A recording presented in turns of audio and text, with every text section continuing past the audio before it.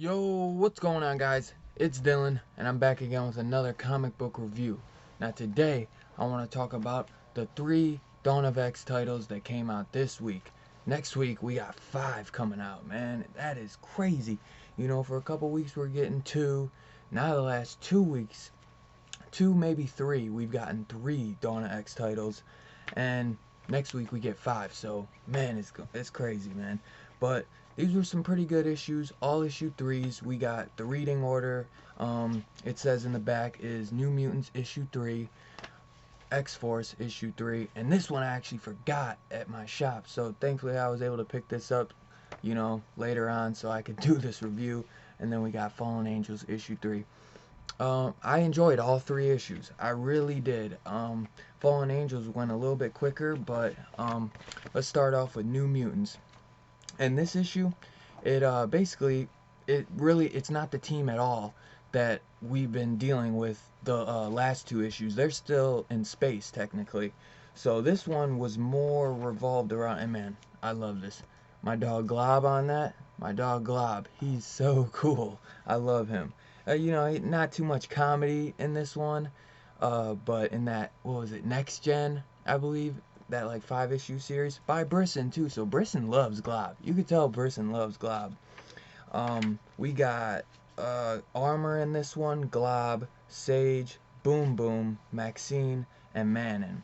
And the only one I really know is Glob. I mean, I've heard of Armor and I've heard of Boom Boom and Sage, but I don't really know much about them. And I really enjoyed this issue. It was really cool. Not much going on, just kind of a simple little premise, but the way it ended, I'm interested big time to see what's gonna go down. And basically, we got Armor in this, and she's kind of feeling a little out of place, kind of, in a way, and she's wanting to do something and help. Like, all the mutants are kind of living in Krakoa, having their utopia, partying, and she just kind of, Glob is like, isn't this place great? Like, I love it, it's so awesome. And she's like, yeah, it is great, but she's like, but I feel like there might be still mutants out there hiding, that might not know that Krakoa, that we have this utopia now, and those mutants might still need help or whatever. He's like, yeah, because she's like, there's probably still others that are still in hiding together, or because they might not know. But the thing is, Xavier sent out like a telepathic message, so all mutants know what's going on, but some of them might not have had the chance to make it there yet. People can't just drop their whole lives to just go to Krakoa. But there's one cool part where they're all partying and stuff, and Glob starts dancing with oh shit, what was her name? Here, where was it? Oh shoot, that's gonna piss me off. Pixie. Yeah, Glob goes dancing with Pixie, and it looks like Glob's got a little crush on Pixie, because he starts saying, like, he asks Armor, he's like, you think with, everyone kind of seeming like everyone's kind of falling in love all of a sudden, do you think maybe I got a shot with Pixie? And he's real shy about it. He's like, we were dancing, she actually danced with me, and a guy that looks like that, man, I feel bad for him, and I hope he does get with Pixie. I hope she does end up getting with him. And Armor, because he even goes like, just forget it. Like, he's kind of really shy about it. And she's like, just ask her, And we get to, like I said, Armor, she's kind of trying to figure out what mutants have not reached Krakoa yet, because the ones she's gonna go through basically lists and stuff, trying to figure out who has not made it to Krakoa yet, so that maybe she can figure out why, and maybe come, give them a reason to come, or go help them make it to Krakoa. Because like I said, not everyone is probably able just to drop everything in their lives, or they don't have the resources to get to Krakoa. And who was it? Oh, that's kind of like like, I got a lot to go, like, a lot going on. I'm not really worried about this little list, because Armor keeps kind of bugging her, because she seems pretty bored. I think it was no, it was Sage. Sage is like, I got a lot more important things kind of going on. Like, is there anything else you need? And she ends up like figuring out like, oh, Bishop, he's accounted for. Dazzler, yeah, I saw her last night at the party. Let's see. He's like, okay, Beak, yeah, Beak. And then Sage is like, yep, no sign of Beak. He's still out there in the wild. And she's like, huh, and she figures out. She does a little research and figures out why he probably has not came to Krakoa. And basically, you find out that when they go, they end up going to Pilgner, Nebraska, or Pilger, Nebraska. They take Glob, Armor, and the two twins. What were they, Maxine and Manon? And those little twins beg to come, but Beak, basically, you figure out that Beak's father is sick. So that's why he couldn't leave. And plus, Beak has a big family. So they go and give him a little surprise visit. And this artwork was just fantastic. Ed Brisson is the only writer on this one. Jonathan Hickman, I don't think, had anything to do with this issue. I still really enjoyed it, though. And basically, the father is sick with, what was it? He's sick with Munis motricium dementia. I think it was called like Taylor Ellis disease. So he basically has dementia, and he started forgetting a lot of things. And they give him some medicine, and he comes out of his coma quite quickly too. Armor shoots him up with a little bit of this green medicine, and he comes right out of it. He still has a lot. Like he lost some motor functions, but he's gonna be okay for some time at least. And Beak's like, he starts looking out the window, and he sees that there are these guys, and they got their kid, and they got Beak and his wife's kids with guns to their heads. The wife starts flipping shit like, did you bring anybody? You brought these people here. And Armor's quickly like, I don't even know these people. I've never seen them before in my life, like, I swear. And she's like, let me go out there and I'll handle it. And they're like, why don't you freaks come out and let's have a chat? And it's like this big ass guy, so this guy must be new, unless anyone in the comments recognizes him. I don't know him. And it looks like that they want some of that medicine, and they've been refused certain access to important medicines, and that's something they want to change. So how are they going to do it? They're going to try to get some leverage on somebody. And when they go, Armor goes all badass thing, and she's like, everyone get behind me, because they shoot a rocket right at him. And it's a, what was it? It's like a power dampening missile. So the effects are going to last a few hours, and, they're quickly like, you think we would confront mutants without being prepared? Like, come on now. She's like, he's like, I appreciate the cockiness, but this ain't a fight you're going to win, little girl. And he's like, try it again, and the children die. Now let's move this inside. We have important negotiations to begin.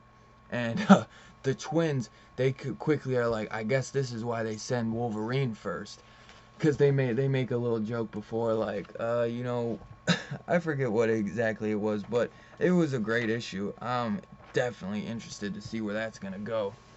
Because New Mutants, after issue 2, that really jumped up to my one of my top 3 favorites. Because I'd say, actually, man, it might be 2. X-Force and New Mutants are neck and neck for me, but Marauders, that is my top favorite one. So X-Force issue 3, this is the one I ended up leaving behind at my shop. One of the ones that I was looking forward to this issue the most too. I love this cover, and we get some, not much happens in this. It's a pretty quick read, but two big things happen in this issue. Wolverine and what was it, Kid Omega, they track down Domino, and they see that she's getting like butchered and used as experiments, and we find out that what are these this cult like group which is called, they like talk about like hiding in the shadows, but they're called Xeno, Xeno, which they don't reveal that till the end. But you see that they start talking like drug shield and purify the body, and they're like, and you, dear Domino, you're a walking skeleton key. So something about Domino is really that's gonna help them pick the lock of evolution. And that I'm a little confused with that, just because I thought like in that might just be Deadpool, but hers is like luck. So I don't know how that's gonna work with them like using her as like a guinea pig. But it this issue was really good though. Still, either way, it they say using skin grafts from Domino's body to fool Krakoa's defenses, a mercenary strike team infiltrated the island and assassinated Professor X, and destroying his Cerebro helmet in the process. Jean Grey and Beast retrieve a backup Cerebro that the Professor had installed in case of his demise. Meanwhile, Wolverine and Kid Omega followed the assassin's trail to South Korea, where they found a biomanufacturing plant full of half-grown killers and Domino half-flayed clinging to life. And this issue is actually called The Skeleton Key, which is a pretty cool name. And Kid Omega and Wolverine, they quickly are still having that banter back and forth, because Kid Omega is like, dude, he's like, how are you not pissed? Like, this is that shit I'm talking about. Professor X is too kind, too generous, too optimistic about these slime, like the slime that is humanity. And he's like, now look at what they've done, like. And Wolverine's like, you're smart, kid, but you don't know everything. And he's like, you're telling me this don't make you angry? He's like, they're using Domino as a platform for bioprinting. She's been butchered. And he's like, dude, I'm pissed as hell. He's like, but trust me, the professor knows exactly what humans are capable, the same as mutants. The very best and the very worst. And man, they really have just butchered Domino, man. It's fucked up, dude. And as they release her from that freaking chamber or whatever they're holding her in, that tube, this freaking crazy like monster zombie like skin guy comes at him, which I don't know what the hell's up with that. But they can't do much right now because she's wearing one of those inhibitor collars, so it's actually wherever they're at, they're not able to use their powers. So Kid Omega can't access his powers at the moment until they like get out of the thing. But I think it was because of her wearing that collar, because as soon as Wolverine breaks it, he's like, I got a feeling you're gonna be able to use your powers now. And Jean and Beast, they have the task right now in Krakoa of bringing Professor back, and they have retrieved the Cerebro helmet, the old one that was shot. Magneto turned into a dope ass Cerebro sword, which was sick as fuck, dude. Like, that was so cool. And he ends up actually giving that as it. Well, let's get to this first. But we get the rebirth and reincarnation of Professor X, baby. Big spoilers right there, but this is a damn spoiler review. So, and one of the gifts that he is given is that Cerebro sword from Magneto, and he ends up hanging it above his bed, which was crazy because that's more that like sword of Dasamels or whatever that shit was called in that one issue where he was killed, where the sword always hanging over, basically taunting death or whatever. And Jean Grey and Beast, they bring the professor back, and Kid Omega and Wolverine are they're running from this beast. And like I said, he's like, dude, the psionic damper, I need to get farther away. He's like, then run like hell, Kid Omega. And he's like, don't worry, Dom, we got you. Power inhibitor. And she's like whispering, power inhibitor. So that's why I think that it was the power inhibitor blocking both, which I don't know how that would work. But he's like, as soon as he breaks it, he's like, I got a feeling our luck's about to change. And Kid Omega pulls out the psionic or whatever, I don't know what, like kind of like a green. His powers seem to be kind of like Green Lanterns, where he can just create anything he wants. And he quickly makes it's funny, he's like, yeah, my powers, they're back, I'm back, which means this walking petri dish is dead meat.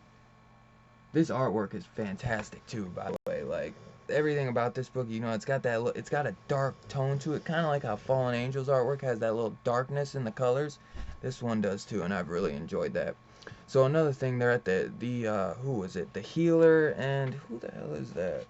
The healer and yeah, Sage. They're at the healing gardens and they're trying to heal this fifth assassin to figure out what he might know, because a dead assassin or a dead freaking, this dead assassin, he can't tell him shit if he's dead, or they can't get in his head and figure out what he knows. But after Wolverine tearing him up with his adamantium claws, there's only so much you can do to bring somebody back after they've been shredded up by adamantium claws. So I don't think they'd end up not being able to bring him back. And then we cut to Washington Square Park, Manhattan, where Magneto and uh, Tom Cassidy are, they've walked through one of the gates and they have like media bugging them about questions, and Tom Cassidy is still kind of pissed about what's going on. He doesn't know that Professor is back at this point. Neither of them do.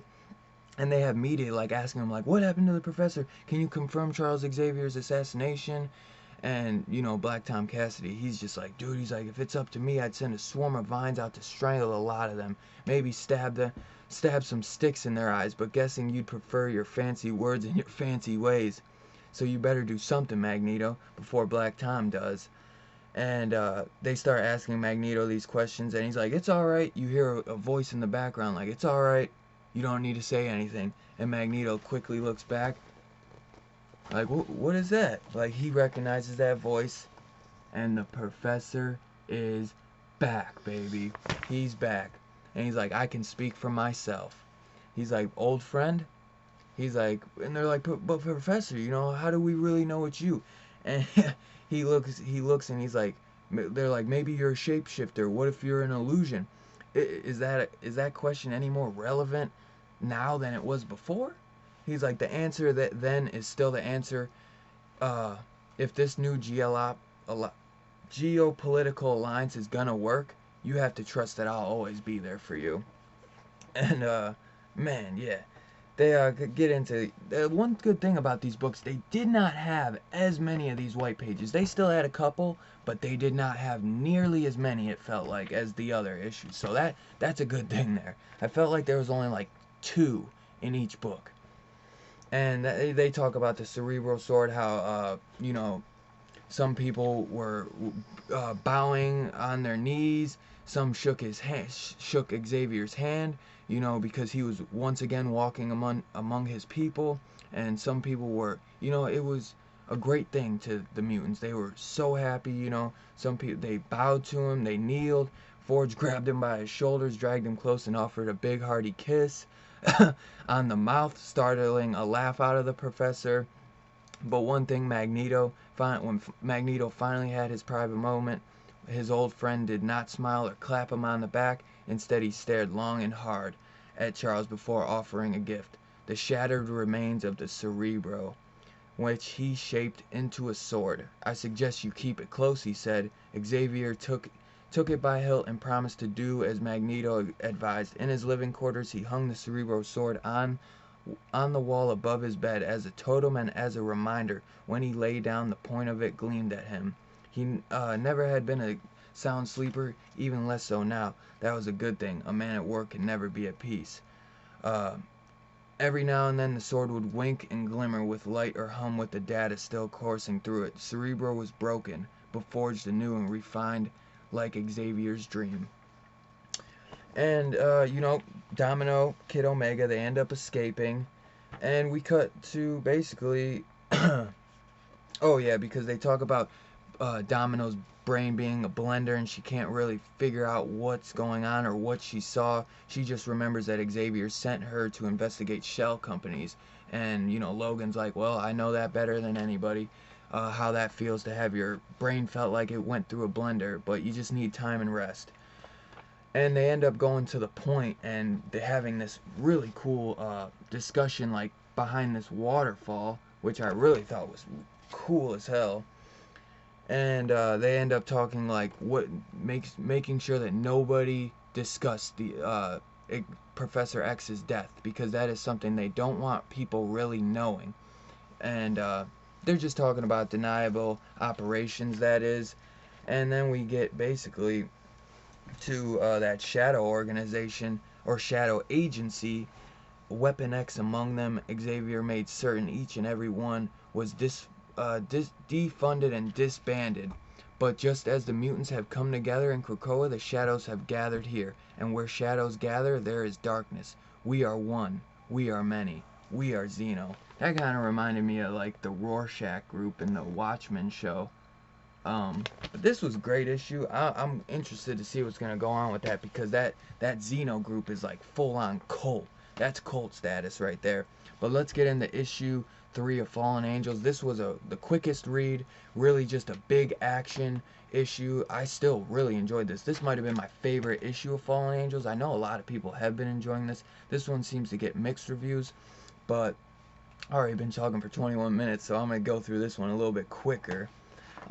This one really, talking about a Apoth being, which seems like he's probably some type of machine maybe, but I don't know.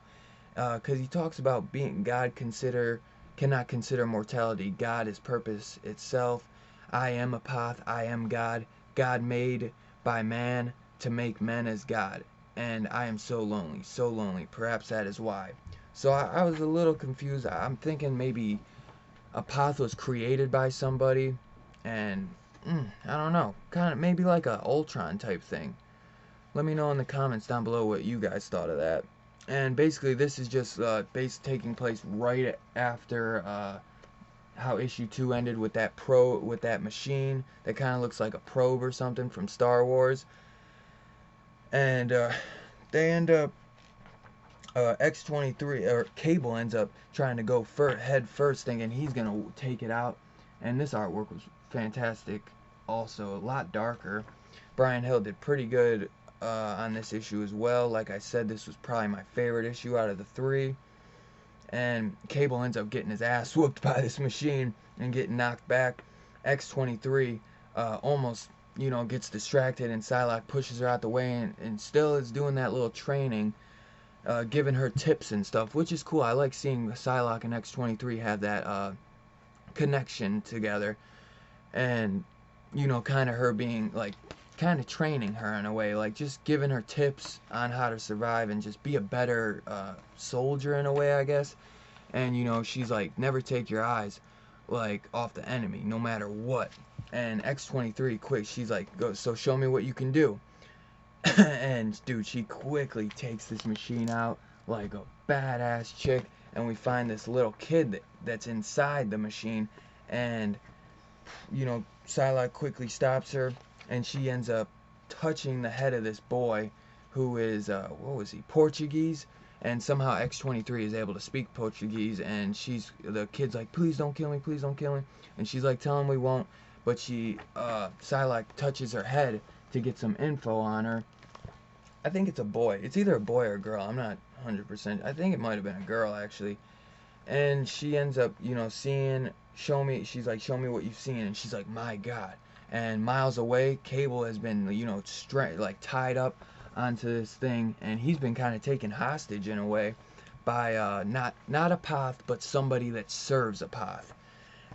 And, they start talking like, Nathan, let me tell you about the future, our future, together.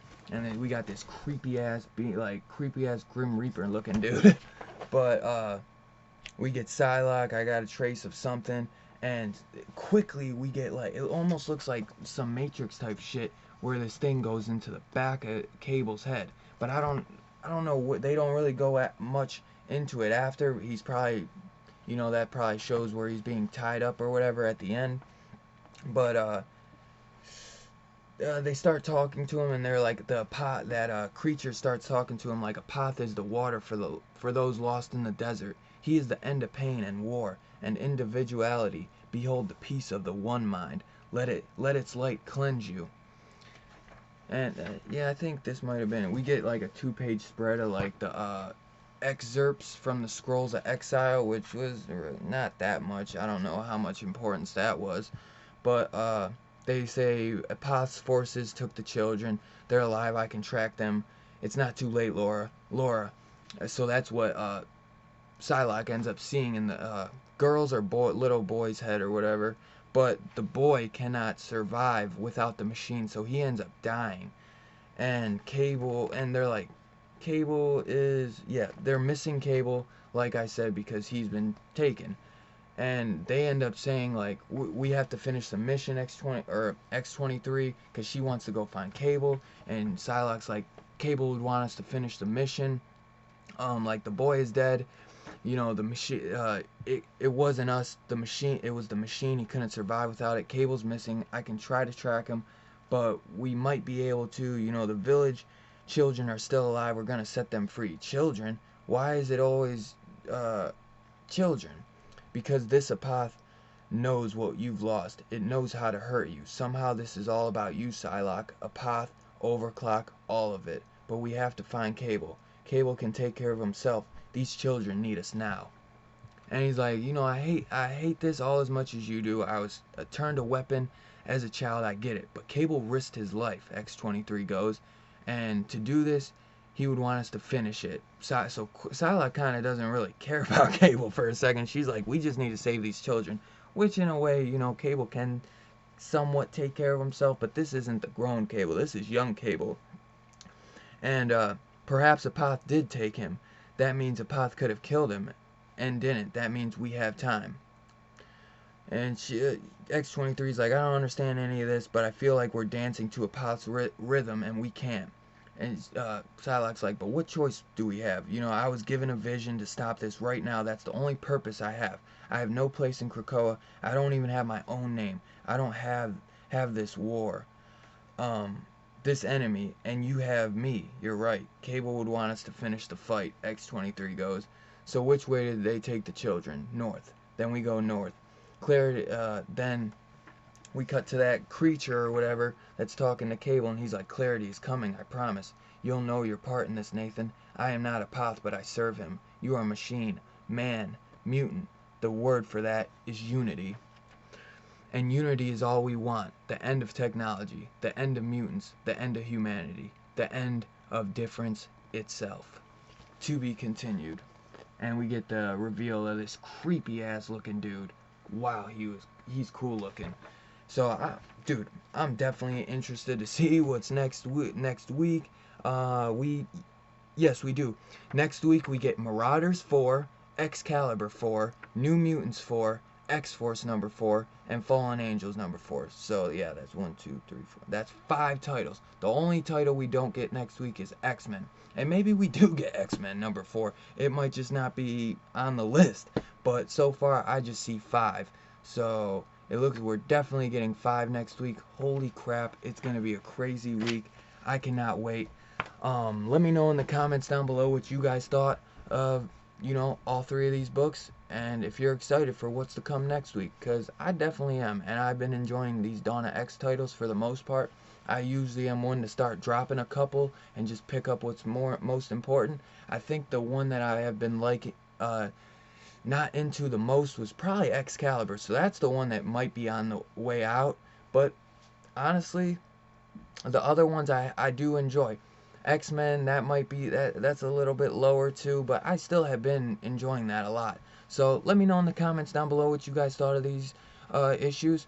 If you wouldn't mind hitting that like button on your way out, hitting that subscribe, hitting that bell notification so you get all updates on all upcoming videos, and I'll catch you on the next one, guys. Peace out.